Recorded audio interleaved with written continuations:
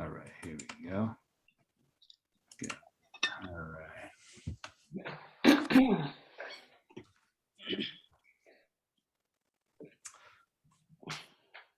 Welcome everyone to this month's edition of Well Read, featuring Alison Hart and Jing Jin Yang. And first, we'd like to start the program with a land acknowledgement.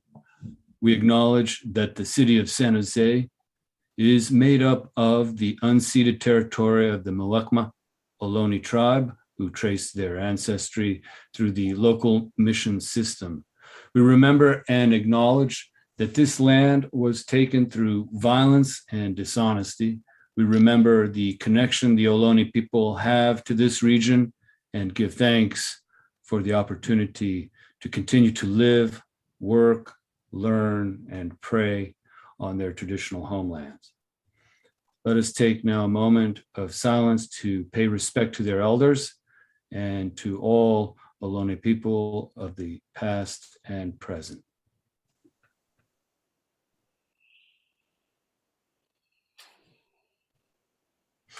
Thank you. And now I'd like to give it to Joe Miller. Joe, tell us a little bit about Works San Jose. Hey, yeah. So I know that some of you have been there and things are changing. I'm going to show you that in just a second. But right now we're between shows. At the end of this week, I'll be working with about 45 graduating students from San Jose State who are going to set up an exhibition in animation. And so there's going to be lots of screens. We're bringing out all 19 of our televisions and screens, getting them going there. And so that's going to, excuse me, open up on the 19th. And then we'll roll into South First Fridays on June South First Fridays. And that weekend is going to close up the show. So it's going to be a little bit of a short show, but a really popular one. And so if you know people who are into animation, especially young people who are looking to study that, it's hugely popular. We get like kind of literally busloads of junior college and high school kids coming in to see that, and is one of our big shows. And so great to have that back in person after 2 years being just online, of course. Tomorrow night, we've got Flash Fiction Forum. So go over to Work San Jose's Facebook site, and you can see our next event after tonight is Flash Fiction Forum tomorrow night. That's both in person and online. We've got very limited in-person seating, but there are seats left, and of course we'll be out on Zoom as well. So some exciting news to share is that Works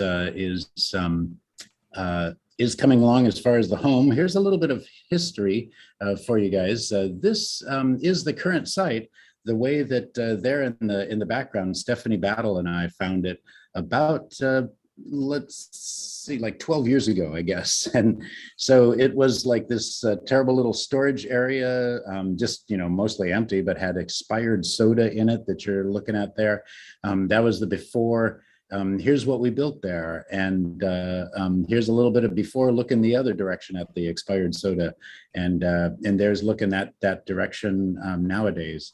And so that was kind of a community barn raising, you know, where folks from San Jose State again, our volunteers, people like Joe Sachs, who were working with public art in the city at the time, all came out and really helped to build this space. Like just regular folks in San Jose just came out to help build, and people brought their significant others who could drill into walls and do all sorts of things to get this to happen. And so we're a little sad to leave there, but there's the outside, by the way, before, and there it is kind of after. And I thought, well, I picked the one with the portrait of Steph Curry in there to see what's going on. So this is what's happening now. This place is going to be called Open San Jose, and Works is going to be there. Chopsticks Alley is going to be there with art. Creativity is the sort of master tenant of this huge space that was Zanotto's in downtown San Jose and then was the tech shop for a while. It's 18,000 square feet, and then Works is going to be about 1,400 square foot gallery, but then there's other large spaces to have events like Well Read eventually. So that was the beginning of the construction. Here it is just last week. That's our opening from the so this is the reception area looking into Works there with a giant floor to ceiling thing. You can see that it's a lot taller inside than our current space, which has about 8-foot walls, and these are about 18-foot walls. And so definitely getting kind of up there. This is looking back towards the entrance. There's kind of looking in through a hallway. And there I am for scale, looking into the space. This was another week or so before, because you can see that it's not painted yet, and now it's actually painted.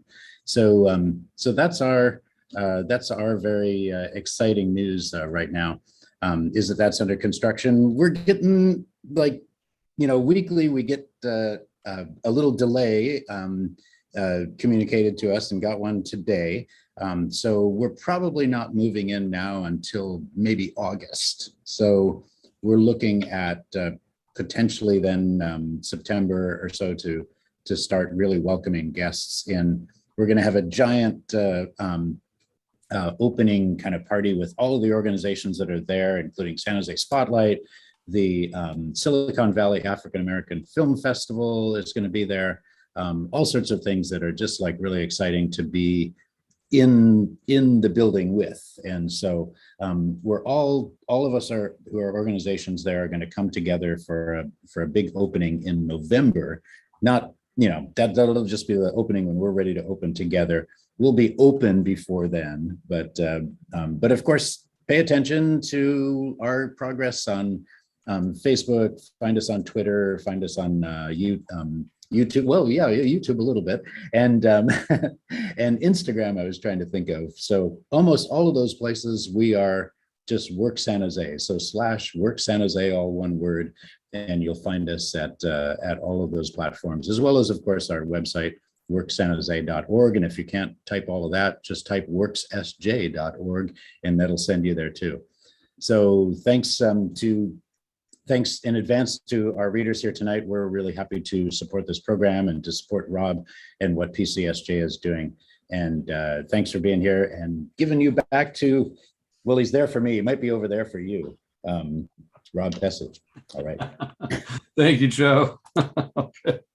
And thanks for the good news about Works.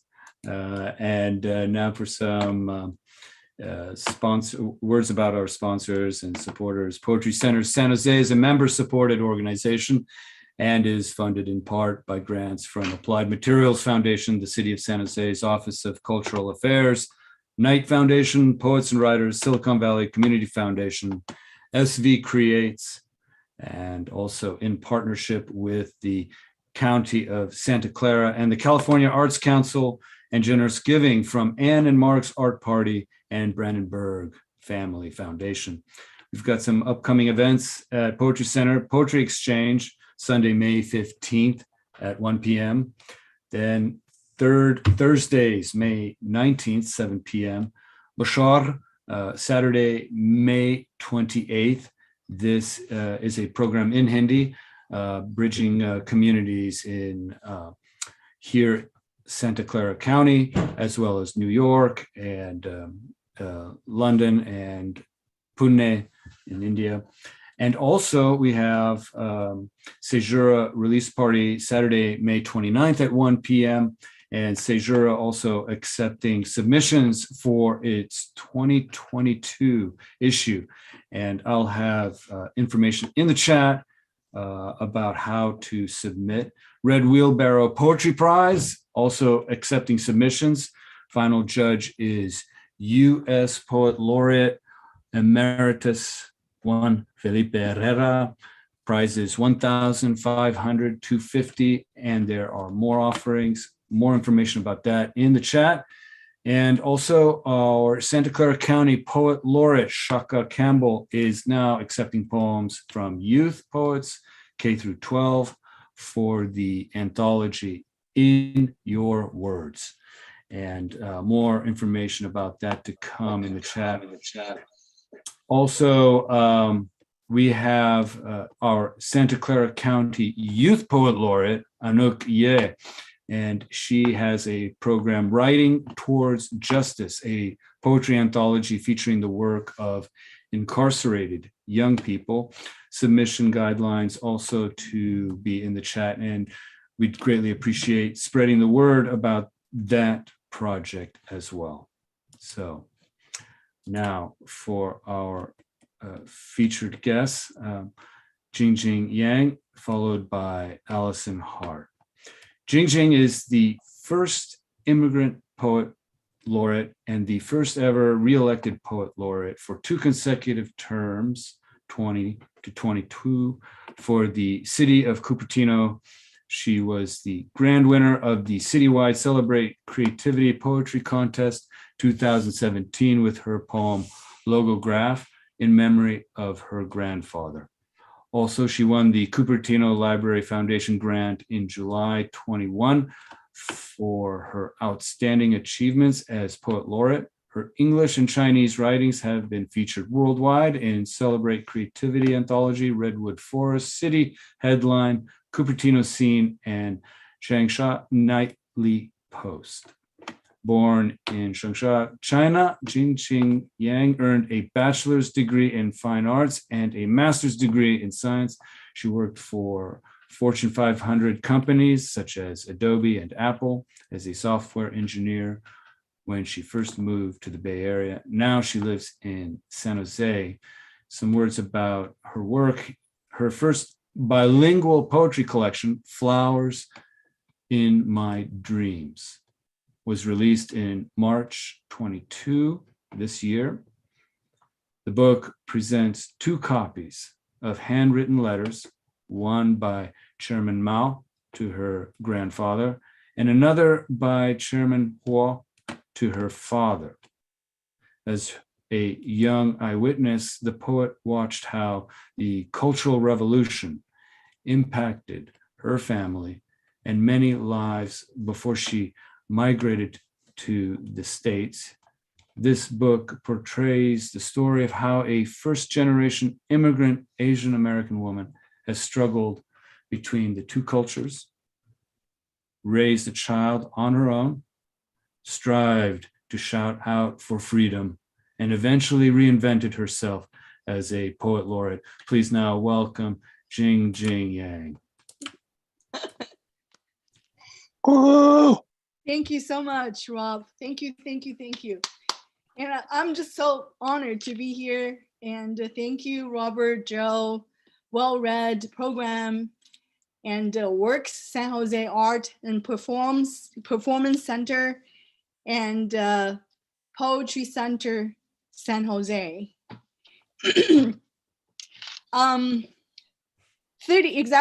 31 years ago, I migrate from China to United States. I was born in the city of Changsha. It's the capital of Hunan province. But if you like Chinese food, there was a lot of restaurant called Hunan. And why? Because we eat a lot of hot red peppers, just like this. We eat very spicy, and the character Mao, Chairman Mao, is from Hunan, and people think we're very feisty. I don't know if it's true or not, but I think I have my moments. I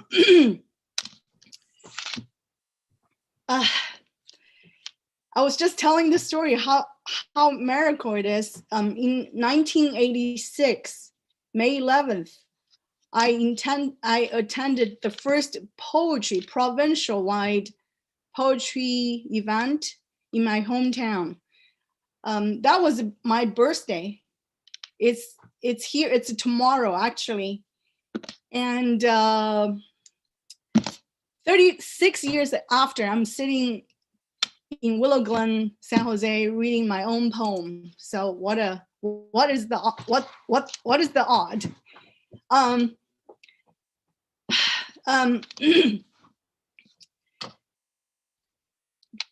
during the pandemic time, I know it's very difficult for a lot of families.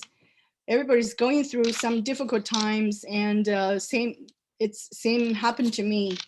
I've lost my mother, and I couldn't go back to China. So that's one of the reasons I have this book published. It's called Flowers in My Dreams. And today I'm going to read a couple of from this book. The first poem is called Flowers in Our Dreams. The title of this book is actually coming from this poem.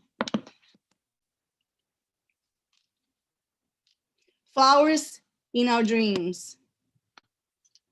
A life contains about 30,000 days. Half of mine has gone away. The remainder flashbacks, a song that taught me in old days. 记得当时年纪小，我爱谈天，你爱笑。有一回并肩坐在桃树下，风在林梢，鸟在叫，我们不知怎么睡着了，梦里花儿落多少。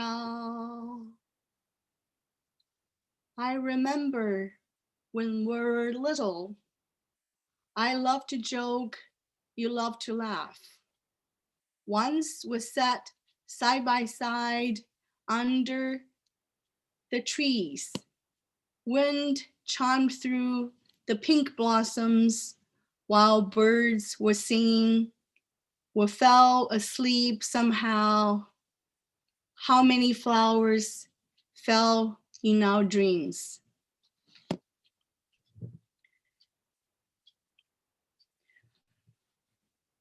The second poem I would like to read is called Logograph.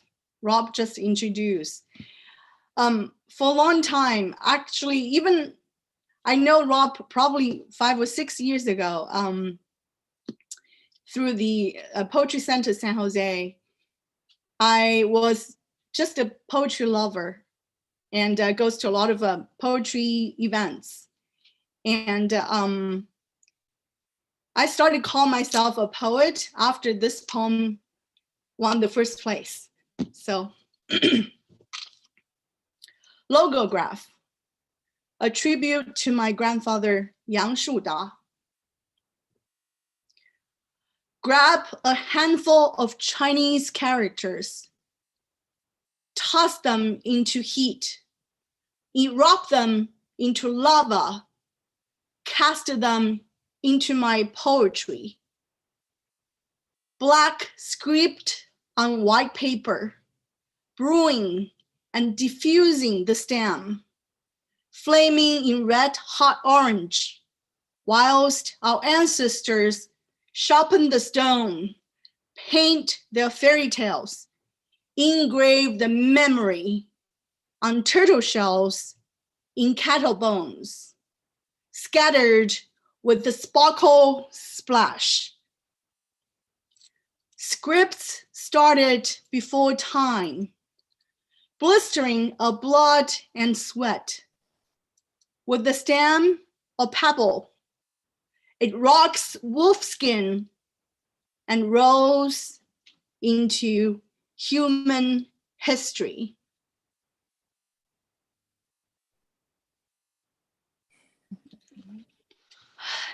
Thank you.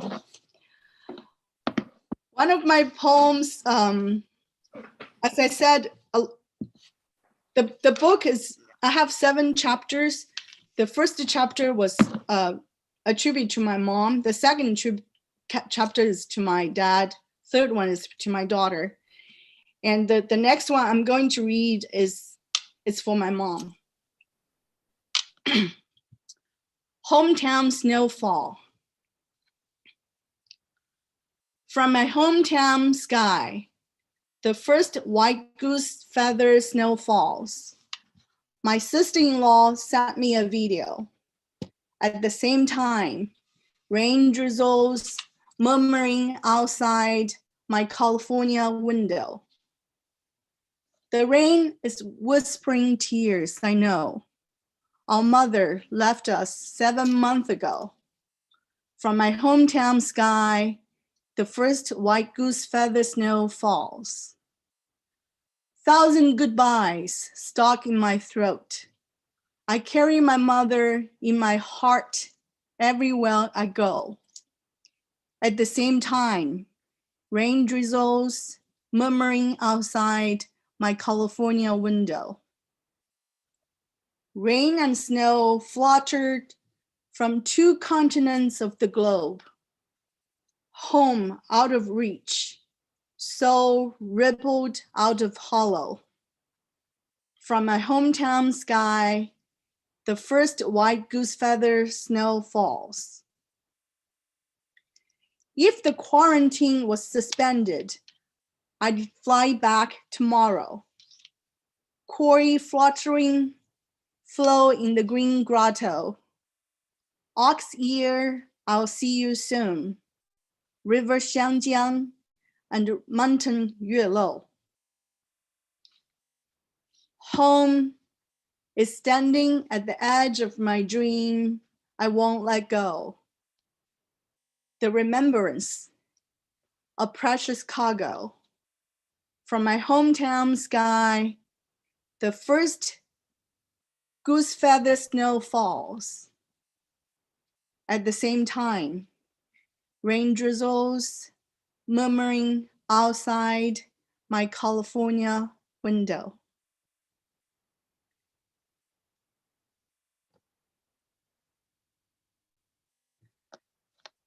The next poem is, it's a part of the experience in United States, and also I'm going to read in my dialect, which is my mother tongue, not even Mandarin. That is a nursery rhyme that every kid know in my birth city. Moon Baba. A little fellow from my hometown, joy is his sweet song. A luminous warmth enfolds me when sun sets down. Moon hands in the sky, flowers, fragrance like hometown. Guitar slowly playing, feels like I'm still playing hide and seek with my little friends. A little fellow from hometown, joy is his sweet song. Moon sprouts at his hands, teardrops fill my dreamland. Mom hugs me tightly. 2 grandmothers walk slowly with the 3 inches lotus feet. With 3 generation women laughing together, hand in hand. A little fellow from hometown, joy is his sweet song. Moon Baba, my childhood nursery rhyme, rose from the background.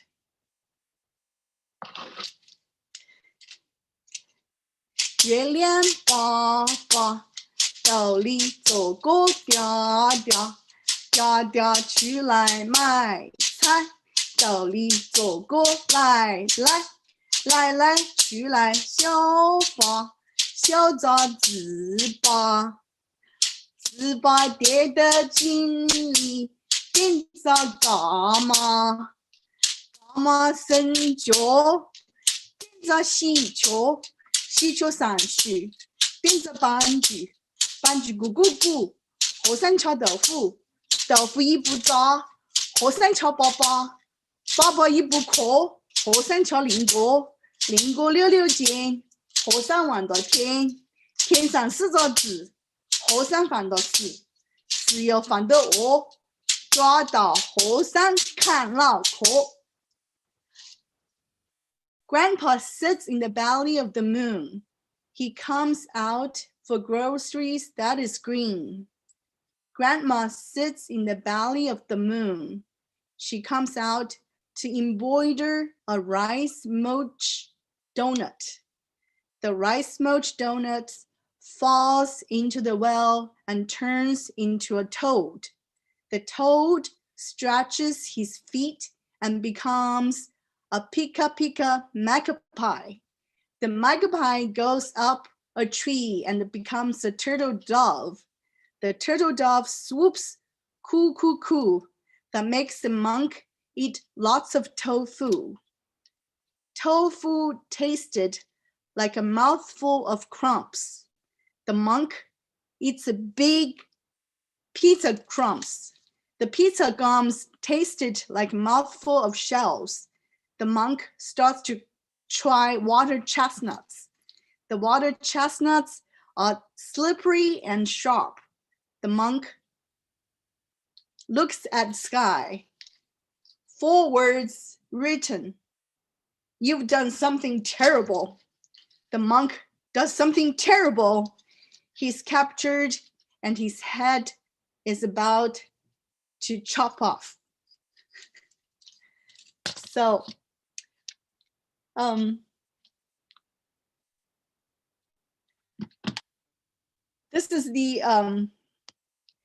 this is my poems mostly from this book, and I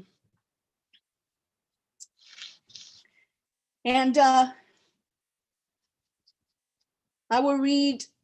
How much time do I have, Joe? Sorry.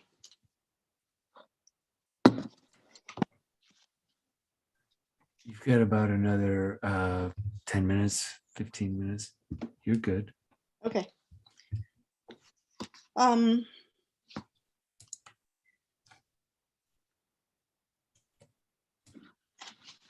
Okay, as an immigrant, I would like to, it's as an immigrant, I lived in this country actually longer than my motherland. So there was always mixed feelings. And the next poem is called, Where is My Hometown? My heart is chasing my hometown, where I was born, raised, and moved around. Now the skyscrapers are planted on the ground, near the magnolia blossom in our backyard. The neighborhood aunties used to knock our door, asking Grandma if they could have some. The glorious petals and dark green leaves were placed in the ceramic rice bowls, filled with crisp, cold water from the community well. The delicate fragrance make my childhood memory profound. Where is my hometown? Where is the little wonton shop? Grandma used to walk her 3-inch lotus feet with a cane. The handmade wonton soup she ordered was the yummiest treat. Where is Dongsheng Photoshop Mom brought brother and me? And where is the theater dad take me on this old Phoenix bicycle in the wicker chair? He paddled all the way through the northern district to the Silver Palace for us to see. Charlie Chaplin's Modern Time. Many years later, I rode my own bike with him to see Roman Holiday. That was the last time we watched a movie together in my hometown. Where is hometown? Where is hometown? The old streets and houses are erased by time. My inheritance from mom and dad is my accent, enduring like a magnolia tree, still stands. The roots incubate courage. My strength expands. Half of my life divided between the two countries, my hometown seeded my identity, and my adopted homeland sprouted the liberty with a forever stamp. Home is where my heart is. I carry it always, till the end of time.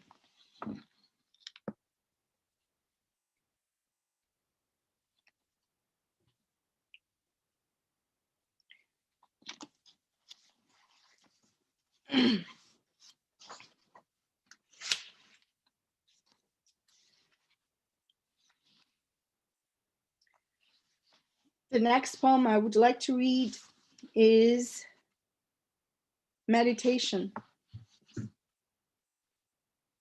The master guided us. We focused on breathing. Eyes closed, exhale, inhale, one breath after another, slowly. I quiet down, sneaking into a tunnel of opened magnolia blossoms. There was a little house, a house of red brick and stone. Grapevine tangled in the wooden frame of the staircase. The roof is covered with unripe green berries. Auntie Da planted beautiful purple panniers. 3 chickens running around the yard with their heads up. A large turtle crawling slowly in the stone top. Grandma looks into the fish tank, calling each little goldfish by its name, feeding them crushed noodles. Dad has brought fresh groceries from the Lotus Pound Farmers Market. 2 red cobs are bouncing around in a water basin, sunlight reflecting in the ceiling, while fish are playing. At the moment, father's voice passed by. Jing Jing Yang, wash your face, hands, and take a nap. Everyone seemed to have just gone away for a long holiday. In the gap of the busyness, amidst flowers in the moonlight, I see them return, smiling at me, talking to me with the familiar tones. The alarm went off. One of the men fell asleep and he's snoring. Waking up from the miraculous getaway moment, a warm tide rises in my eyes, lowering my head. I'm floating on a lotus flower. Tears have dropped on the foot. To all my loved ones who forever lived in my heart.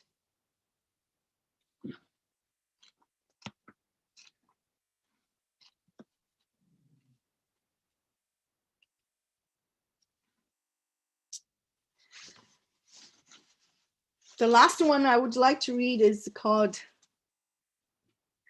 Stilettos. This is a shape poem that it's a shape like stilettos.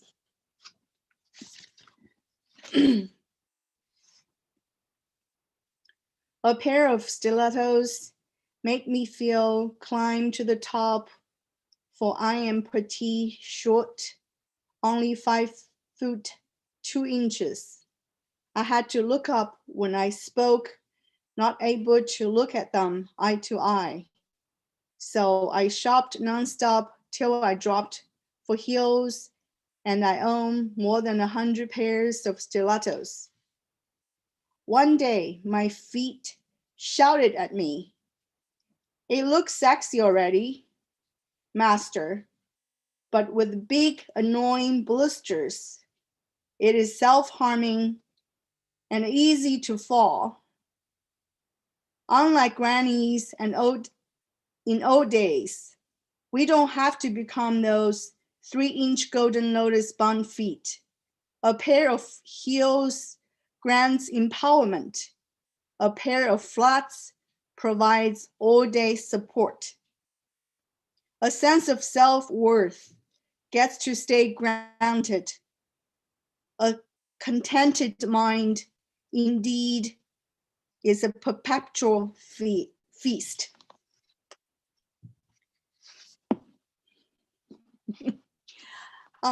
Thank you. I think. Thank you. Thank you so much, Jing Jing. Thank you. Folks, you can unmute yourselves to give a little clap, round of applause. Hello. Yay. Thank you so Wonderful. much. Very good. Now, Jing Jing, thanks. And if you could share with the audience how they can find your book, that'd be great in the chat. Okay, I will share. Thank you. And now we go to Alison Hart, who studied theater at Tisch School of the Arts, New York University, with a BFA, and education at St. Mary's College with an MA. She identifies as a mixed race, Passamaquoddy Native American, Irish, Black, Scottish, and English woman of color. She is an author, musician, music educator, and mother. National Book Award-winning author Isabel Allende introduced Alison and her debut novel, Mostly White, by Torrey House Press, 2018, and this at Book Passage in Corte Madera.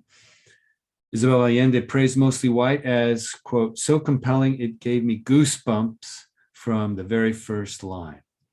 Other works include a poetry collection, Temp Words, Cosmo Press, 2015.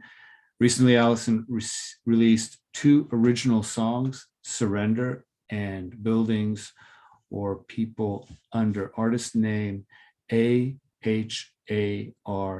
A-Hart. Recordings are available on all streaming platforms.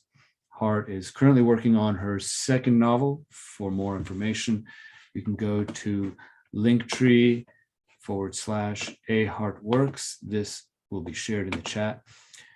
Please now welcome Alison Hart. Oh. Wow. Can you guys hear me? Yeah. You know, I'm just really grateful to be there, and I'm really grateful to have heard Jing Jing. That was just touching, and you have such heartfelt words, and I just appreciate so much what you shared. So thank you. And also thank you to Robert, and also to Joe, to Poetry San Jose, to San Jose Works. And here I am with all of you. So, Wally Wan, Kitcheni West, Wally Wan's Kajina Wook, all my relations, thank you. Thank you. Ohlone people, the land I sit on in Alameda. That's where I'm at. So, I'm going to put a timer on because otherwise I don't know what's going to happen.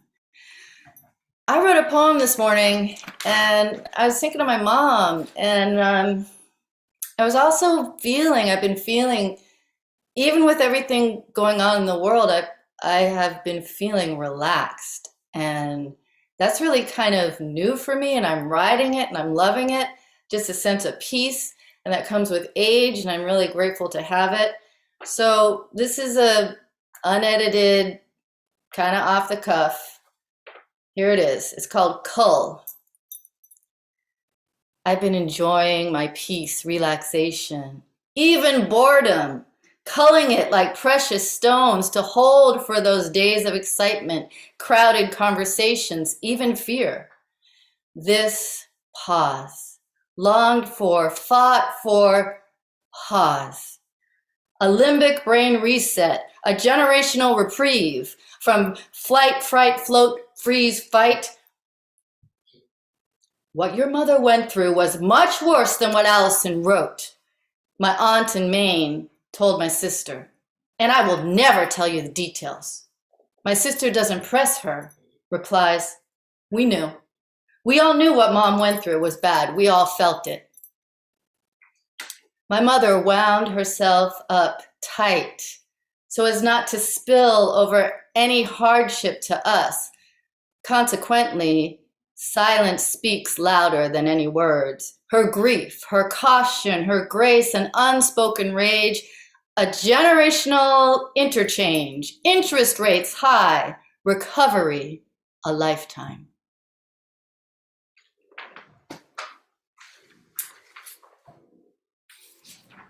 So I can't stop talking about my mom. She's epic. I don't know if all moms are epic, but my mom is epic. And she had a very difficult childhood in Maine, and she never told us anything. So I had to write this book, mostly white, based on my Black, Native, and Irish ancestors in Maine. And I'm still finding out things. What is the truth? What is not the truth?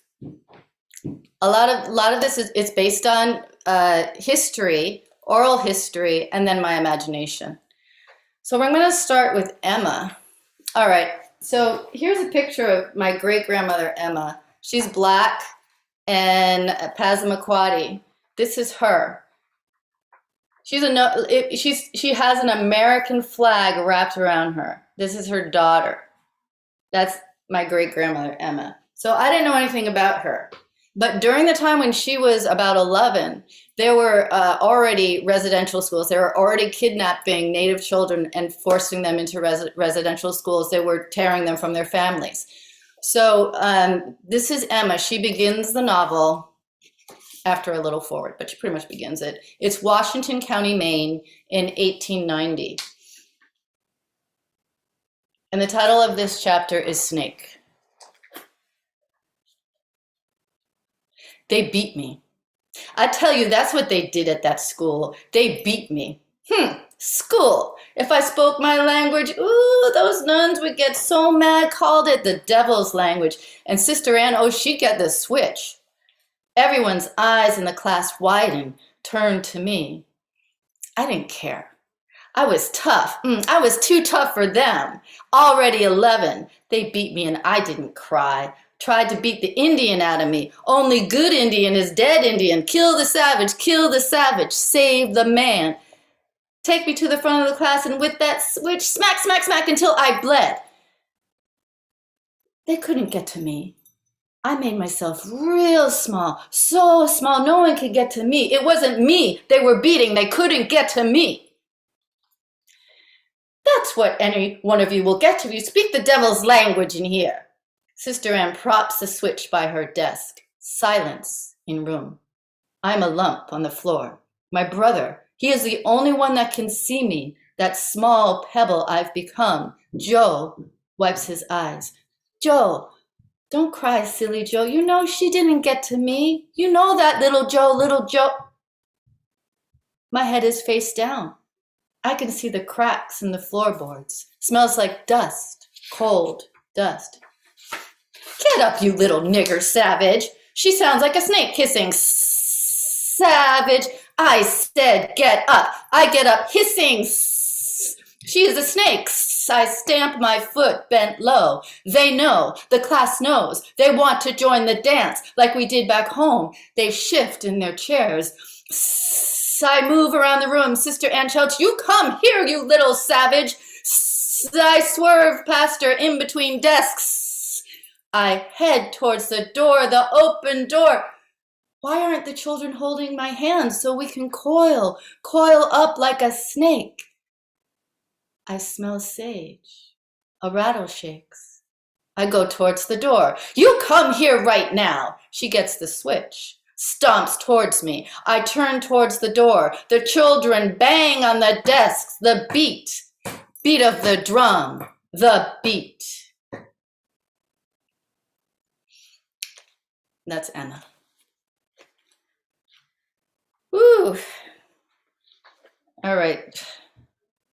So I'm going to read another selection from Mostly White, published in 2018. And it's still alive. It still has a journey. So I love that about books. They get to have a journey. All right. So this is now jump 2 generations later. So a lot of what my work deals with is intergenerational trauma and also resilience. Now I look at my mom and I say, she survived.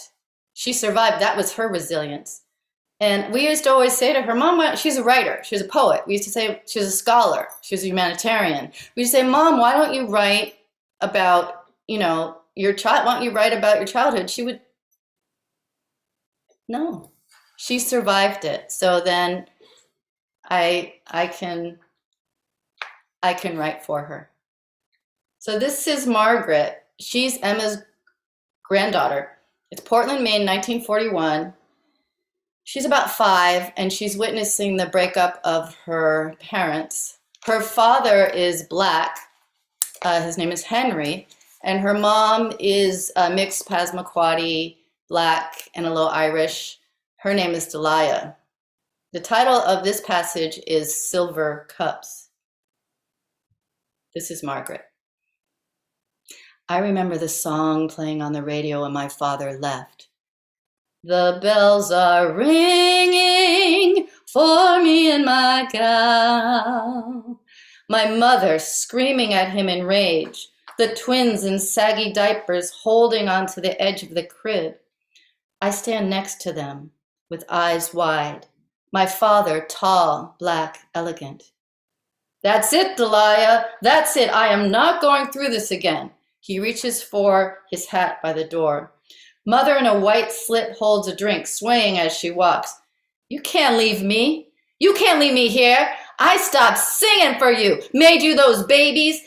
I could have toured with Ellington that night, but I chose you. You. She drops her drink, falls to the floor, and hugs his leg like I wanted to, just like I wanted to do. No, Daddy, please don't go. Don't leave me, Henry. Henry, don't leave me. The children, what about the children, Henry? You don't cook, you don't clean, this place is a dump. You just drink. You're washed up. He shakes his leg like he is shaking off a horrid creature. My mother falls to the floor. You can't leave me, Henry, you can't leave. My father's face is calm and in control. Now, Margaret, you take care of those boys. He nods his head, puts on his hat, and leaves.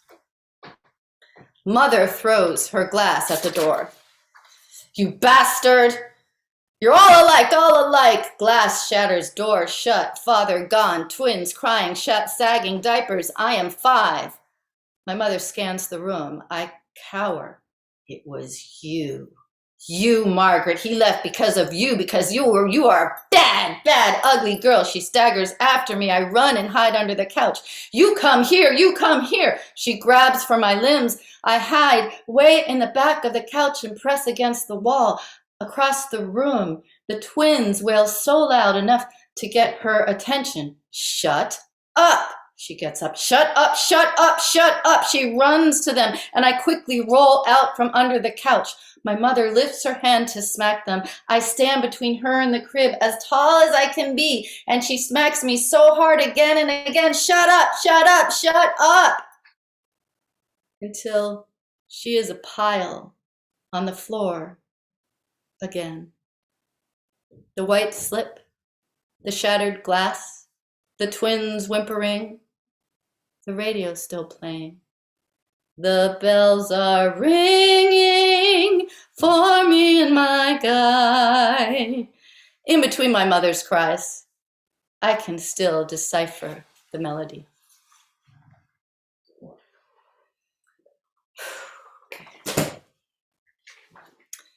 Margaret. So I think I better read another poem because this is about poetry. So I'm going to read a kind of light poem after that heaviness. My sister read the book and she's like, Al, she calls me Al. She would be here, but it's East Coast time. So East Coast time, it's like 10. She's asleep. But anyways, she's like, I have to take it in small bits. So it is packed full. All right, so this piece is light, as light as I get. And, this is from Temp Words, published in 2015. It's an ebook too. And it's actually by Cosmo Cosmo Press. So grateful to have this published. This is called Reunion. So I didn't start knowing my mom's side of the family till I was like in my 30s, and there was a reunion, and it was in Maine, and I was just stunned. How could I not write a poem? There's all shades there, from white to black, all shades, and that's my family, and that's Maine, by the way. So don't think it's all just, a white population. It's not. And basically brown people are still there who've been there for 30,000 years, the Passamaquoddy. So, okay, here I go. Reunion. The land accepted us, wasn't weighed down by our ambiguous colors, olive brown, black, white, beige skin, curly, golden, straight, brown, black, frizzy hair. It didn't question us, ask us to choose sides, black or white, as if they were the only two to choose from. We could stand whole, connected to each other without suspicious glances or looks like, you just don't belong here, or I couldn't tell you were black. Brown, gold, black, white, hands meet, I'm your cousin. No room for racism here, I'm your aunt, uncle. Fragments of America, the real America no one wants to see. Check a box, choose a side, but don't acknowledge the mixture. We cannot separate ourselves from history, history from ourselves. Seeds burgeoning from the earth we stand, stories begging to be told.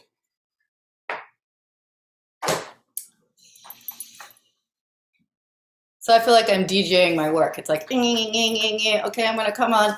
So I did some poetry, I read from my novel, and now, oh my gosh, my second baby. Okay, if I don't count my real son, so my first novel, I call it Baby 1, and this second one I'm calling Baby 2.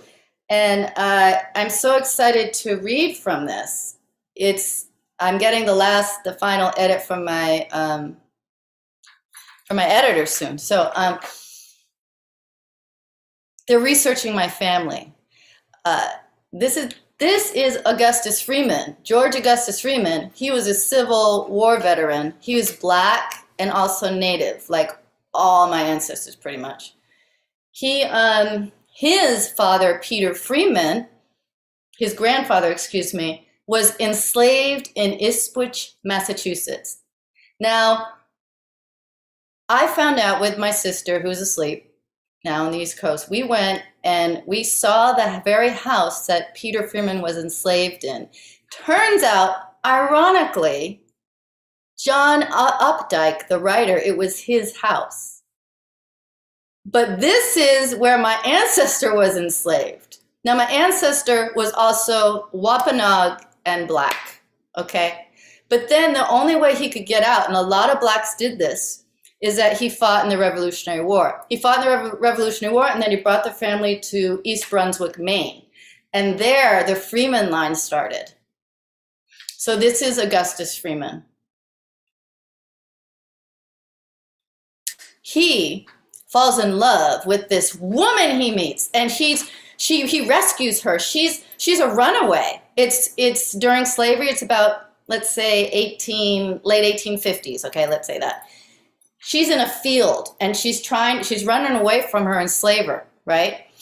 And he sees her, helps her, pulls her on her horse and brings her home to the farm in Brunswick. And her name is Ophelia. Well, Ophelia was really traumatized, of course, from being enslaved, but then also because she kept losing babies. And so she starts to lose her mind. Then George Augustus, the handsome man that he is, ends up having an affair with Lucretia.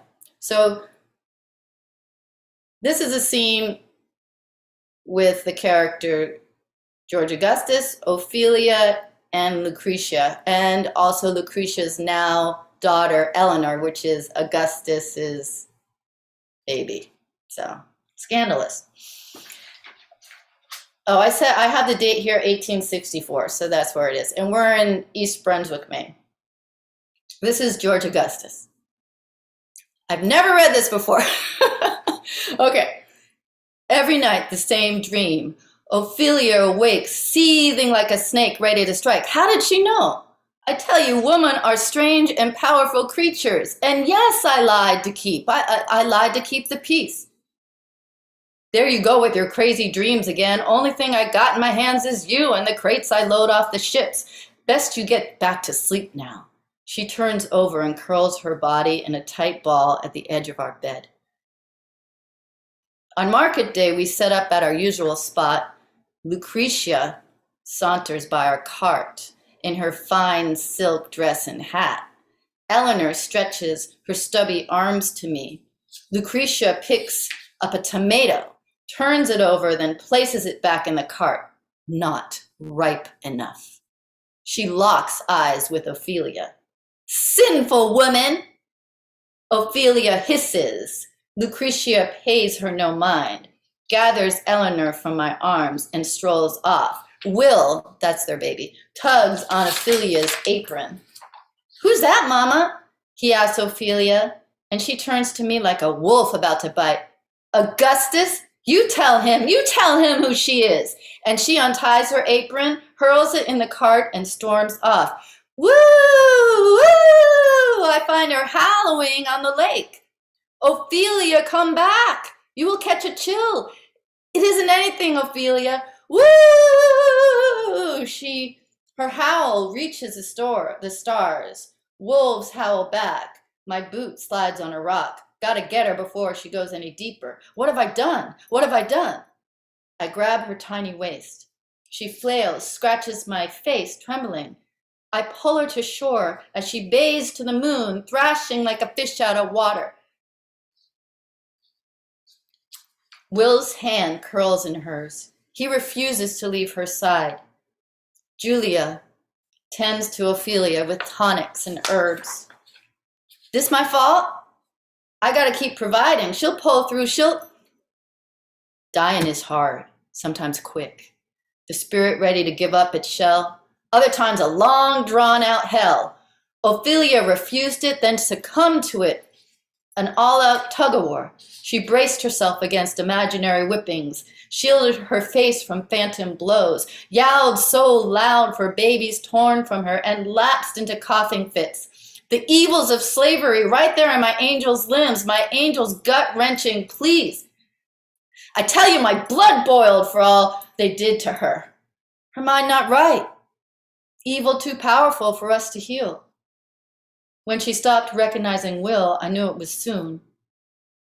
Her breathing rattled, her hand clammy, chest rising and falling, then ceased, my angel of the golden field. At night, the wind rattles my window so hard, and there she is, floating, her honey-colored skin glowing in her wedding dress with a crown of flowers atop her long flaxen curls. I run outside and follow the faint white dress up the hill. Ophelia sings, my sweet little babies sold by the devil, buried in the ground, buried in the ground. My sweet little babies sold by the devil, how empty my arms are now. Ophelia! At the edge of the lake, she turns to face me, lets out the most frightful howl, and flies into the water, disappearing far below, her white dress fading in the dark water. Ophelia! I holler once more. Wolves howl back to me, or maybe it was her. Dun, dun, dun, dun. So that was a little, what do you call it, excerpt. Ophelia comes back. That's part one. She comes back in the third part. So that was a lot of fun to write. Okay, I suppose it's about time to end. Let's see. Yeah, I think, okay, I'll do my gentrification. I'll end with this duplex that I wrote. Now, I fell in love with that form.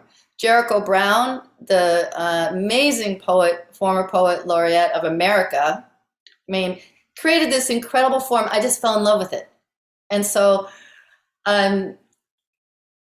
this is my Beyond Fences. I actually don't need my glasses for this one. Okay, the font is big enough, so there we go. Beyond Fences.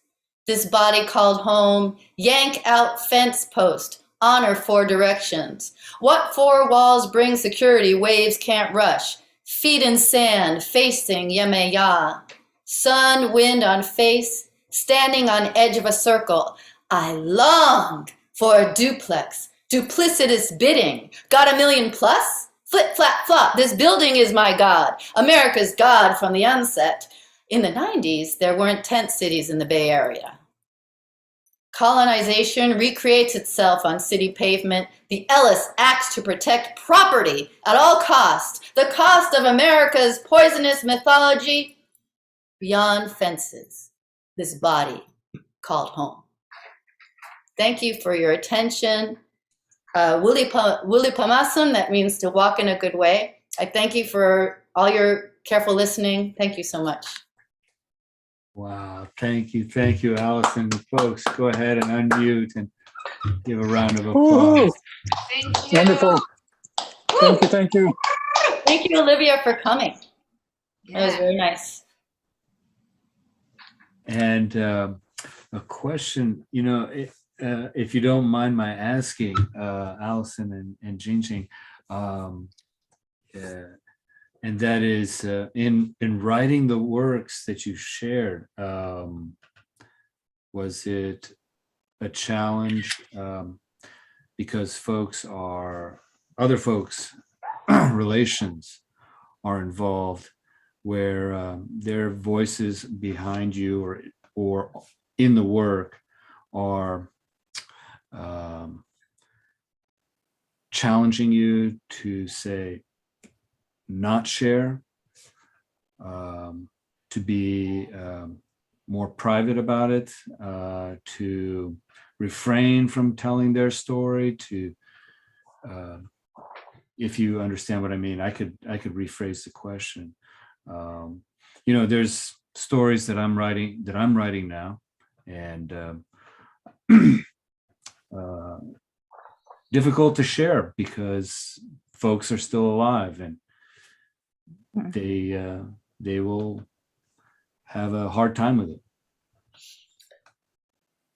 it. Well, I can answer that unless you wanted to, Jing Jing. Oh, go ahead. Okay. I'll read it. Okay. So I thought when I was writing Mostly White, I was concerned. I thought, well, I wonder if I'm going to lose any family members.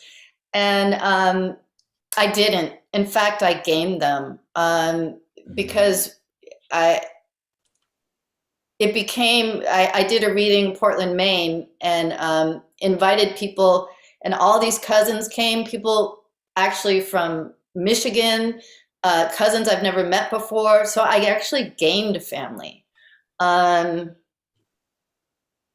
And I understand the caution. However, the beauty of fiction is that it's fiction. Right? It's fiction. Yeah. So, I mean, change the name. Oh, yeah. Change names, yeah. How about you, Jing Jing? I have total opposite of experience. As Rob, you just mentioned, because in my intro, I said I witnessed the Cultural Revolution. There were 2 long poems I didn't read today because it's too long. One of them is 2.5 pages. I can't tell the name. One of the reasons was the censored. China is very censored, and half of my poems, half of my poetry it's a Chinese and English, one side by side. And if I mention the name, the family might be in trouble, because one of my girlfriend who wrote, actually her dad is very famous translator, who translated The Great Gatsby into Chinese. Wow. And she wrote a book. It's called The Feather in the Storm. And one of the professor from the history department of San Jose wrote her story in English. She translated that story into Chinese. And the book was in China, but it was taken down. And he got government uniter for T. That means it's a warning from the government. Wow. So you can't really, the Ghana 4 is the story of my dad. I saw my dad was arrested in front of my eyes. I was a kid. And why? Because he found out that Ghana 4 was going to be taken down probably a month before it's happened. One of my relatives, from high up told him. And unfortunately, he told someone else, and then it becomes, the rumor just spread out. And that's why my dad got arrested. And one of the guys who told two got arrested. But because my dad had some connections and he got released a week after, my mom actually went to see, my mom and my cousin went to see him.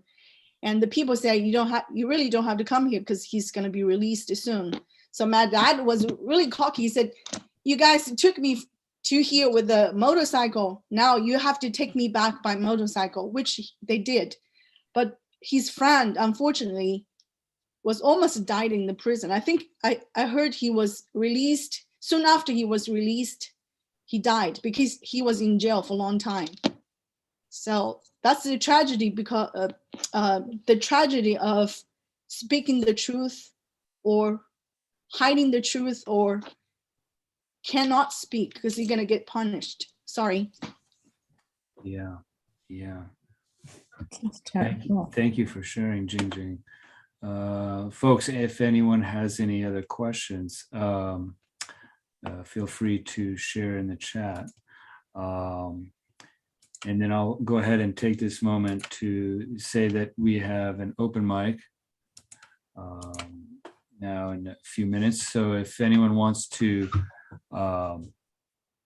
participate in the open mic, go ahead and type your name in the chat. We'll start with Pushpa. My God. I am trying to just trying to get onto the Zoom, and I'm trying to just print the poem that I'm going to read. So Very good. yeah, one All second. Okay. So maybe meanwhile, I'll jump in with a comment. Okay. About the previous readings while you're getting things together. What really struck me there was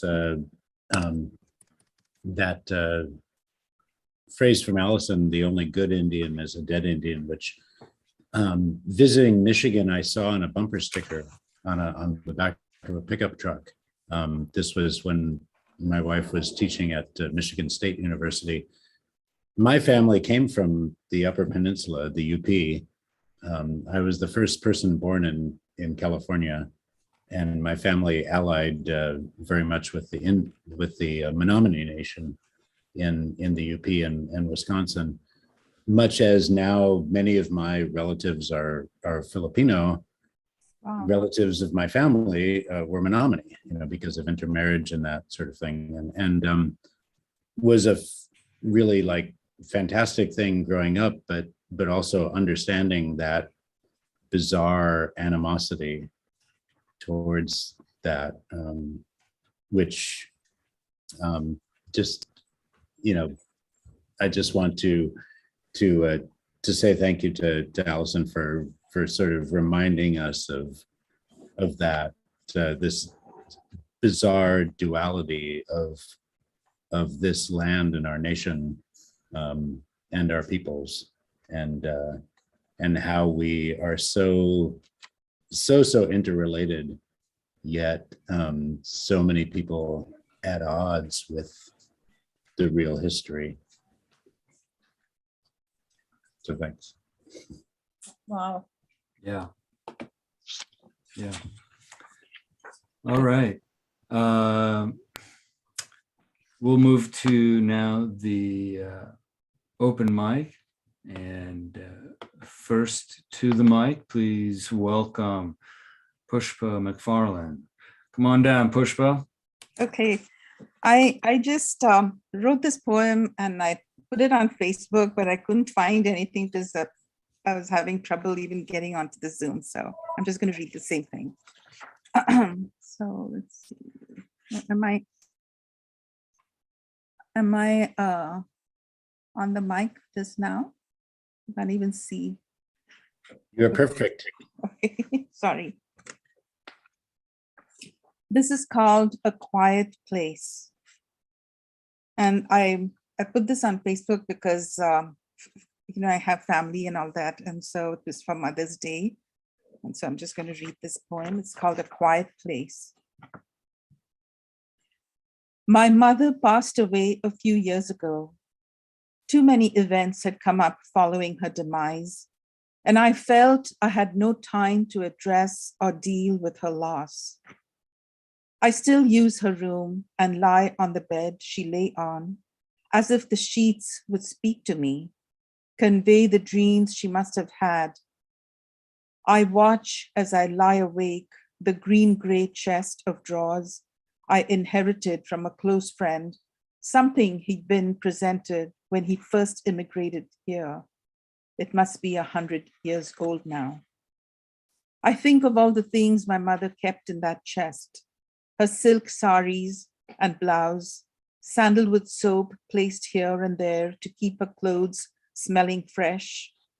I hug the box she treasured, one that belonged to my father, who passed many years ago. Small trinkets he'd saved, neatly folded white handkerchiefs, and old coins. When I was young, I was content placing my head on my mother's lap, lie there for a while. I miss her closeness, and if I was of small stature, I might crawl into the drawer, like getting back into her womb. Their photos grace the bookshelf by her bed. I now sleep in. Pictures I took of them on my first trip back home, their eyes looking directly at me. I feel their presence in the room, and I'm consoled. So many memories, so much to reflect on. Thank you. Well, thank you. Thank you, Pushpa. Thank you. Now, please welcome Corey to the mic. Welcome, Corey.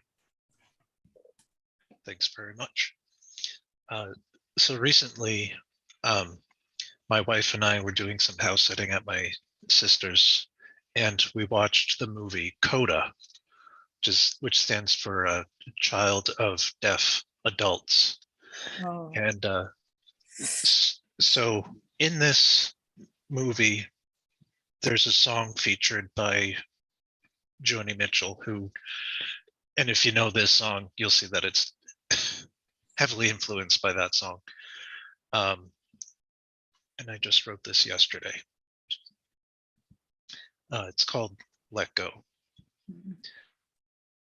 In grain of salt, I'm not in the habit of reading my poetry out loud, so. Okay. Leaves on trees and sandy toes, free on life's river where it flows, stopping just to smell the rose. I wish I'd known that way. Too soon my summer had become a frozen winter, cold and numb, truly seen by only some. I've lived my life that way. Now what I've gained, I'll share with you. Please learn from me, from what I've been through. Pain needn't walk with you in tow. Learn again to love. Let go. Tools and fools and midnight talks. Exiled wanderer, midnight walks. Loved ones, strangers, quiet mocks. Should not have been that way. The town pariah, to be that son, to be so known by everyone. I wisely never bought a gun. I would not go that way. Now what I've gained, I'll share with you. Please learn from me, from what I've been through. Pain needn't walk with you in tow. Learn again to love. Let go. Stones and bones and feeling old. They say wisdom's good as gold. Too late it's bought and never sold. I've come to feel that way. From time to time, I look behind, sit and reflect whate'er I find. Try to remember to be kind. I've learned to think that way. Now, what I've gained, I'll share with you. Please learn from me. Do what I couldn't do. Pain needn't walk with you in tow. Learn again to love. Let go.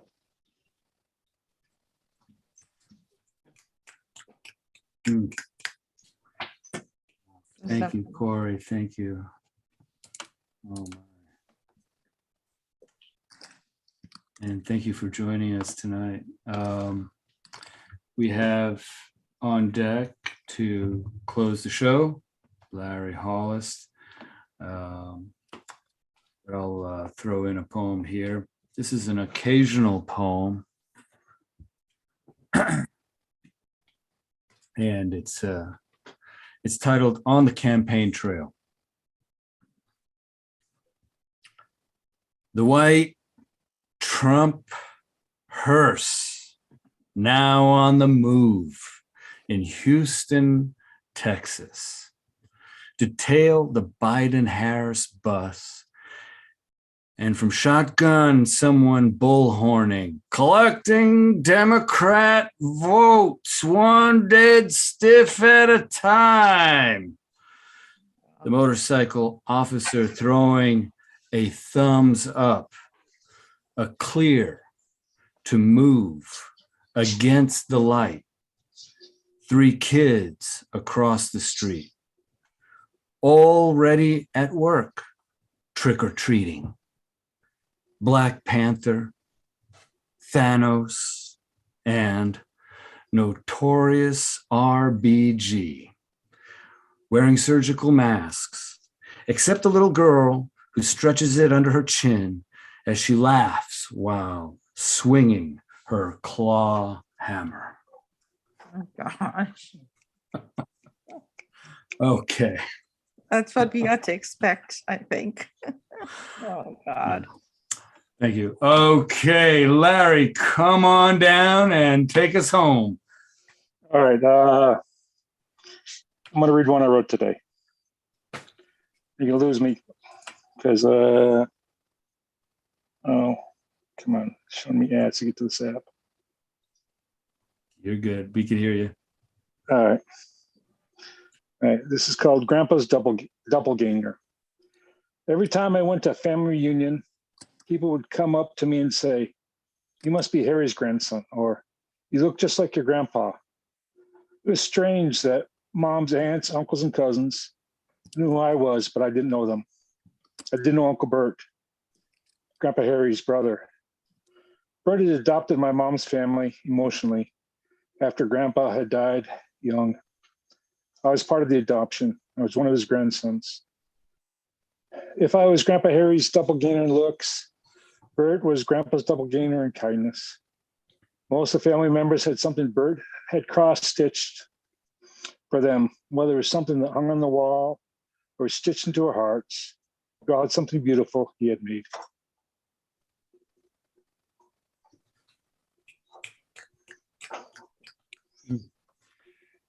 So good.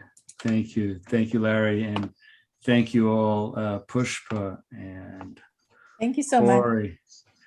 for getting me in. Participating. Yeah. And Jing Jing and Alison, thank you for joining us tonight and sharing and being together with us. And also want to thank our co-sponsor, Work San Jose Art and Performance Center, and our co-host, Joe Miller. Please give an applause to Joe, and many blessings to see that the gallery is coming along, and look forward to Alison working with Sejura. She is our poetry editor. Thank you, Alison, for doing that hard work. And thanks to all of you out there in attendance in the quote unquote studios of Poetry Center San Jose. You can visit pcsj.org and also workssanjose.org for more information about programming and how you can get involved. We wish you all very well, and stay tuned next month. We have Eileen Casinetto, who is coming with us here to feature her program Breathe. That is also a collaborative poem with youth poets, an eco poem, video poem. All right, thank you so